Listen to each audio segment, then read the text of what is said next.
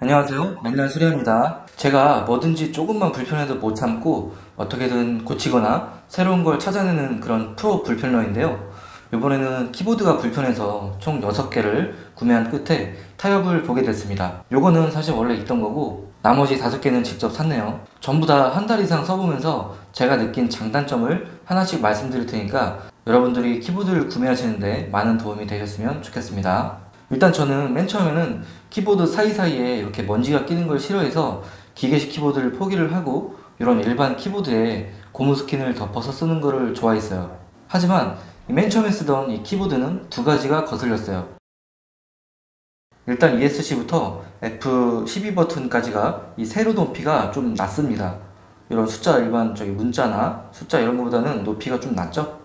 그래서 누르기가 뭔가 좀 힘들었고 키보드의 높이, 자판 자체의 높이가 굉장히 낮죠. 그래서 타이핑하는 느낌, 즉 요 타건감이 좀 심심하고 자판의 구분감이 애매해가지고 오타가 잘 났어요. 그래서 한 땀 한 땀 신경 써야 하니까 이 키보드 피로도가 높았습니다. 그래서 이 두 가지 문제가 해결되는 이 키보드를 샀어요. 요거는 대충 한 11,000원 정도 했었는데 ESC부터 F 이 버튼이 이제 높아졌죠. 높이가 다른 자판이랑 분리되었습니다. 요거랑 비교했을 때 키보드 자판이 높죠. 사실 뭐 이렇게 생긴 게 정상이죠. 근데 이걸 샀는데 웬걸 또 불편하기 시작했습니다. 고무 재질이나 자판 이 간격 때문에 그런지 타이핑을 하다 보면 자꾸 손가락 끝에 여기가 이렇게 걸려서 고무가 벗겨질랑 말랑 하더라고요. 그래도 이게 전체적으로 씌워져 있으니까 벗겨지지는 않지만 언젠가 좀 찢어질 것 같기도 하고 뭔가 이게 거슬려요. 그래서 고무 스킨을 갖다 버리고 그냥 이렇게 썼는데 이럴 바엔 그냥 기계식 키보드를 하나 사야겠다 싶었습니다. 그리고 제가 어깨가 좁아서인지 이렇게 마우스를 쓰다 보면 마우스로 키보드 오른쪽을 툭툭 쳐가지고 이것도 엄청 거슬리더라고요. 그래서 이 다음 키보드는 이 숫자 패드가 없는 거를 사기로 했습니다.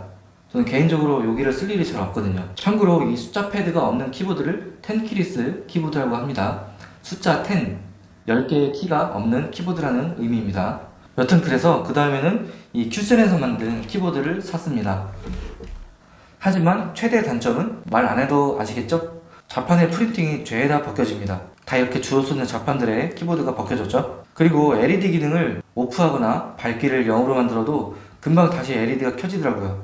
애초에 불량인지 고장인지 모르겠고, 그리고 엔터키가 이쪽이 뻑뻑하긴 한데 느껴지시나요? 이쪽은 괜찮은데 이쪽이 뻑뻑해요. 그래도 이거는 평소 타이핑할 때는 이쪽을 쳐서 느끼지는 못해요. 이거는 용서를 할 거고, 장점은 10키리스라서 마우스를 툭툭 칠 일이 없고 공간 효율이 좋다는 거. 이건 뭐 키보드보다는 10키리스 특징의 장점이니까 넘어갈게요. 그래서 이번에는 좀 제대로 된 기계식 키보드를 사보자 해서 앱코에서 만든 이 K640D 슬림을 샀습니다. 키보드가 또 높이가 낮아갖고 고민했는데 최근에 출시된 거라 이게 21년 2월에 출시된 거거든요. 그래서 뭔가 이 새로운 거에 도전을 해보고 싶었고, 에이 그냥 내가 한번 적응해보자 해서 질렀죠. 한 4만원 정도 하거든요. 하지만 아니나 다를까 자판 높이가 낮은 거는 아무래도 오타가 너무 심하더라고요. 이 구분감이 낮고 제가 손가락이 길어서 그런지 오타가 심해요. 그래서 똑같은 모델이지만 자판 높이가 높은 K640T 슬림이 빠졌죠. 높이 차이가 이렇습니다. 느껴지시나요?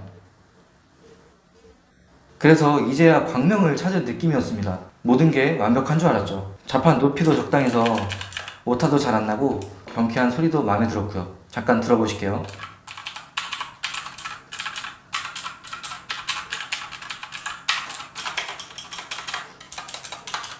일단 왼쪽에 컨트롤 자판 보이시나요? 여기가 은근히 뾰족합니다. 아직 크게 찔리거나 다치지는 않았지만 야 이거 조만간 피 좀 보겠는데? 하는 두려움이 계속 엄습합니다. 그래 뭐 이거는 그렇다 쳐요. 하지만 경쾌한 소리, 요거는 게임할 때는 괜찮은데 타이핑을 좀 오래 할 때 슬슬 거슬리기 시작하더라고요. 하지만 이 친구마저 미워해버리면 이제는 끝도 없을 것 같아서 어떻게든 적응을 했습니다, 이 소리에. 하지만 결국 마지막 불편 때문에 요것도 미워하기로 했습니다. 바로 오래 치다 보면 손톱과 손가락이 얼얼해요. 아무래도 기계식이라 키보드 접점이 좀 딱딱한 게 있나 본데 그 미세한 진동과 충격이 계속 이 손끝에 올라오는 거죠. 그래서 결국 기계식이 아닌 이 멤브레인 키보드를 샀고 드디어 긴 싸움이 끝나게 됐습니다. 멤브레인은 기계식이 아니라 이 속에 그냥 일반 키보드처럼 접점이 고무 위주로 돼 있는 그런 느낌이에요. 키보드도 가볍습니다. 느낌이 딱 이거예요. 적축은 이 딱딱한 나무에다가 계속 손가락을 치는 느낌이라면, 이렇게 멤브레인은 이 퐁신퐁신하고 말랑말랑한 마우스 패드에 손가락을 치는 느낌. 아시겠죠? 그리고 기계식 키보드 특유의 찰칵거리는 소리, 이 소리도 사라지고 이렇게 조용해졌습니다. 차이가 느껴지시나요? 주관적일 수 있겠지만 이건 소리의 음이 좀 높아서 거슬릴 수 있고, 이건 약간 중저음, 그냥 일반 키보드의 소리입니다.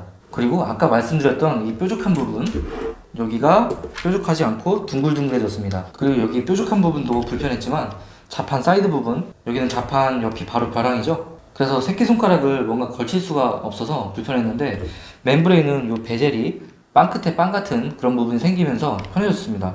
그리고 이 큐센 키보드의 문제점인 LED를 꺼도 다시 살아나는 문제, 이것도 며칠간 테스트를 해봤는데 다시 살아나지는 않더라고요. 그리고 프린팅이 이렇게 지워지는 문제, 요거는 기계식 키보드는 웬만하면 다 이중사출이에요. 자세히 보시면 알파벳 부분이 프린팅이 된 게 아니라 아예 투명해서 LED가 투가 되죠. 즉 지워질 일이 없는데, 아쉬운 건 한글 부분은 프린팅이라서 어떻게 될지 모르겠네요. 그래도 뭐 요즘에는 자판 보고 치시는 분들은 잘 없으니까요. 그리고 큐센에 있던 엔터키가 뻑뻑한 문제, 이거는 엔터키가 잘 눌리고요. 스페이스도 잘 눌립니다. 마지막 단점은 이 프린터 스크린부터 홈, 엔드, 페이지 다운 키보드가 방향키 바로 위에 붙어 있다는 점이에요. 엔드키랑 화살표 윗부분이 이렇게 한 칸 정도 구분감이 있어야지 이게 확실한데, 딱 붙어 있어가지고 왠지 언젠가 오타가 날 것 같은 느낌, 요거는 좀 아쉽네요.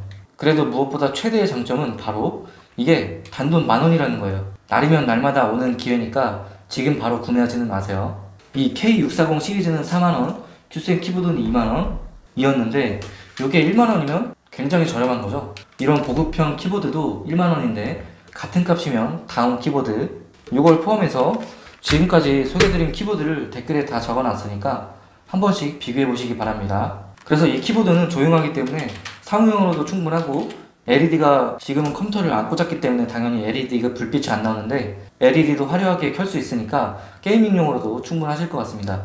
지금까지 키보드 6종 리뷰였습니다. 내용이 도움되셨다면 구독, 좋아요 부탁드리고, 저희 네이버 카페도 있으니까 한번 참고해 보시기 바랍니다. 감사합니다.